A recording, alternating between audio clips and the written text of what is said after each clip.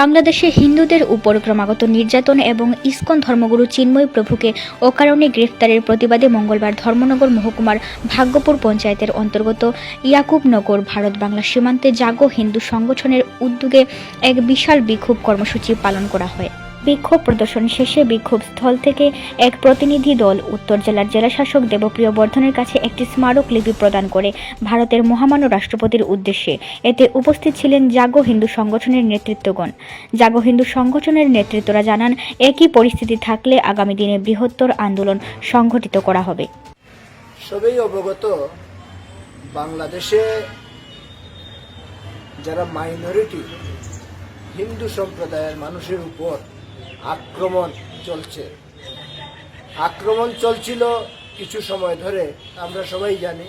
কিন্তু গত 25 নভেম্বর আমাদের চিন্ময় প্রভুকে শাহজালাল এয়ারপোর্ট থেকে হঠাৎ করে ওনাকে অ্যারেস্ট করা হয় এবং কোনো অজ্ঞাত জায়গাতে নিয়ে যাওয়া হয়েছে।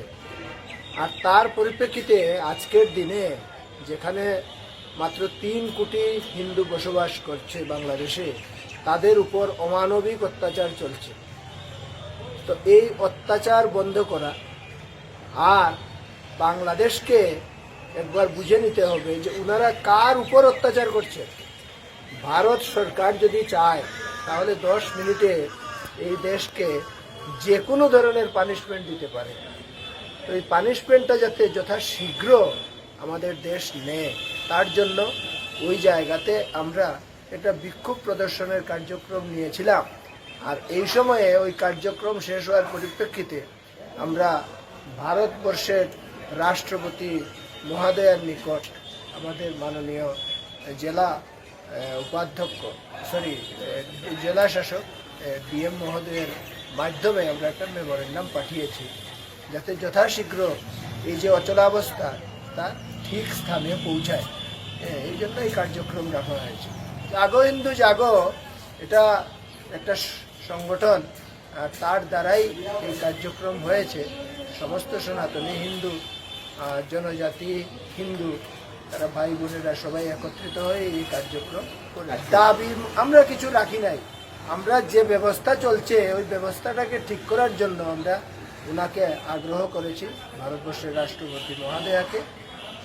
আর এটা তো খুব স্বাভাবিক যে এটা যদি খুব শীঘ্র ঠিক না হয়, তার পরিপ্রেক্ষিতে আমরা আবার বসবো, চিন্তা করব যে কি করা যায়।